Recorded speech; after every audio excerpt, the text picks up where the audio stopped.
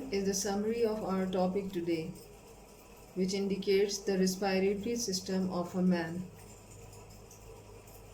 The respiratory system is made up of structures and organs that help move oxygen into the body and waste gases out of the body.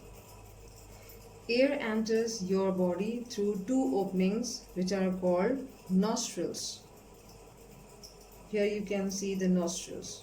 Or air can also enter through the oral cavity, that is also called mouth. After entering into the pharynx, which is a muscular passage, it enters into an opening called glottis. This glottis is present at the floor of pharynx. What is epiglottis here? It is a flap of tissue which is actually the covering or protecting this opening, which is called glottis. Next, the air moves into the larynx, which is a box made of cartilage. Air moves into your larynx, and the larynx is the airway to which two pairs of horizontal folds of tissues called vocal cords are attached, as you can not see here, but you can also apply the use of larynx for sound production. So, larynx performs two functions. One is sound producing organ and another is it is a passage to provide air entering from larynx into the trachea. Now from the larynx, air enters into the trachea. What is trachea? Air moves into the trachea, which is a tube that is 12 cm in length. Here you can see the C shape, that is in the form of C.